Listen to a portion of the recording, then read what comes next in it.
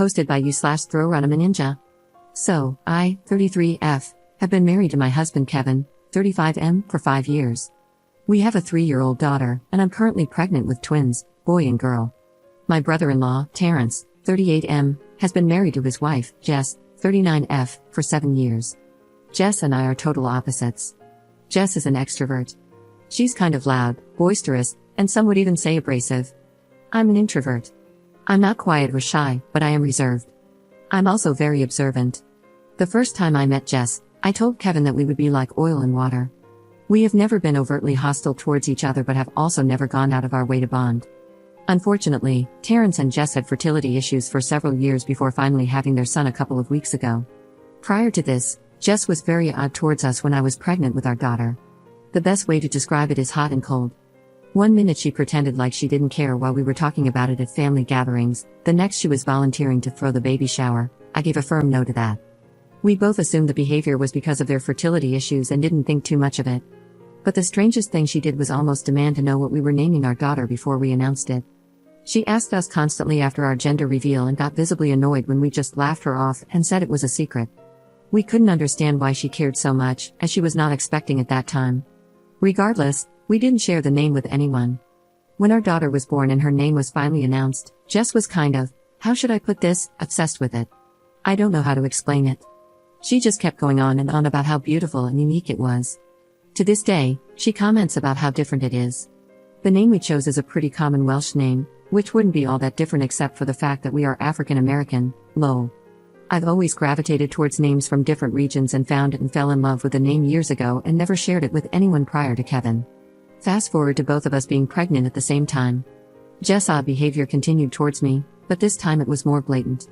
Snarky comments, under the guise of jokes, about how big I was going to get with 2 babies and how my body would never snap back like it did after our daughter. She even accused us of getting pregnant on purpose after she announced her own pregnancy, even though the whole family knew we were actively trying. At the time of her announcement, I was already a few weeks along and didn't know it yet. One thing about me, introvert or not, I'm no pushover and will stand up for myself.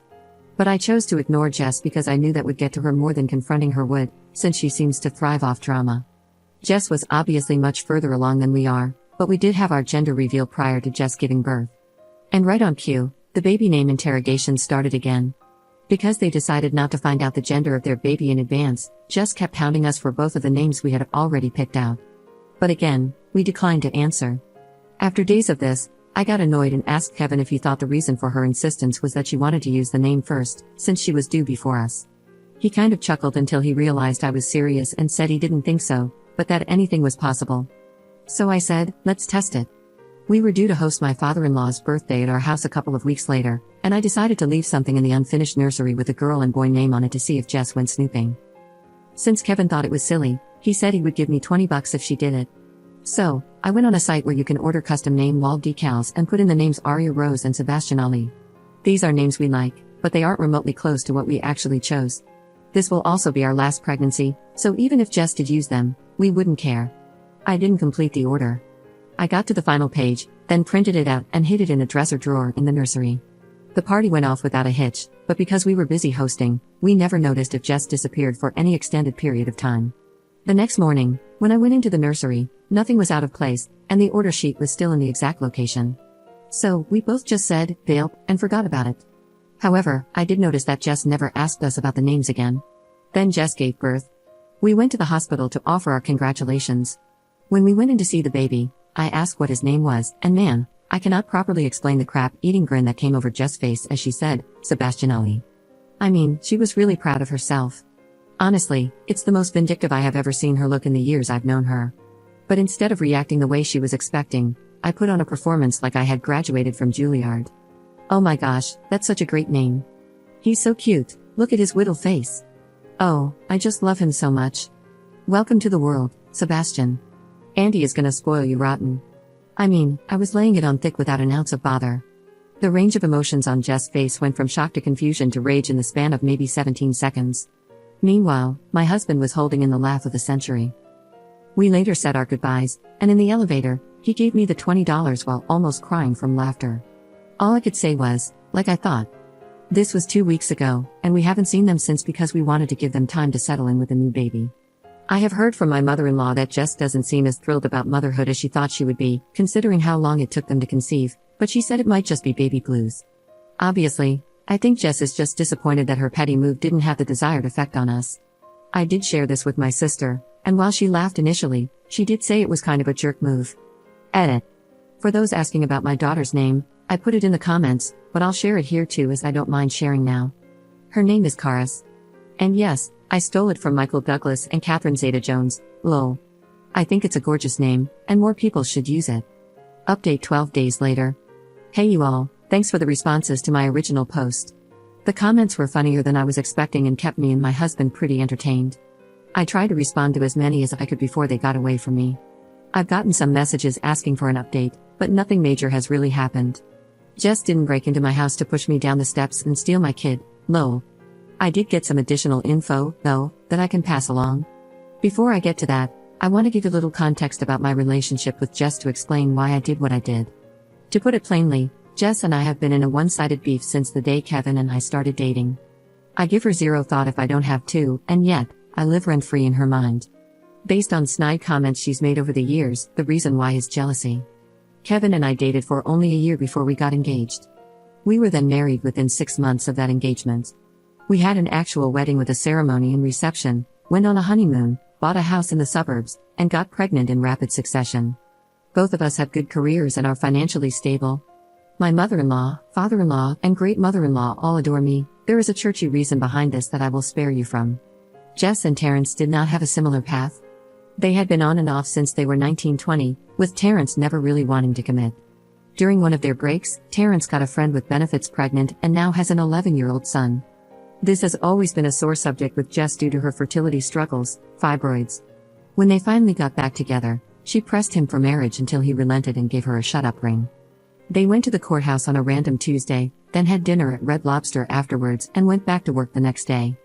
Not trying to be shady, just relaying the facts. They now live in a 2-bedroom apartment in a high-cost-of-living city while working hourly jobs. They aren't earning minimum wage or anything, but they constantly need overtime to make ends meet. This has led her to resent me over the years. She thinks everything has come easily to me and has let that fester. There was a time a few years ago at a gathering when she got drunk and argued with Terrence. I think her attitude that night stemmed from seeing me with my infant daughter. To hurt him, she blurted out that she married the wrong brother. Everyone was shocked, but I wasn't. She just said the quiet part out loud and revealed what I already knew. So I poked her a little and said, "Really, which one?" That's kinda gross since both were minors when you met them. For context, Kevin and Terrence also have a younger brother, Tim, 28M. Boy, did she fly off the handle after that, lol.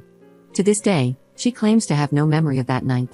Anyway, now I know there's a new reason why she resents me. Now, for the update.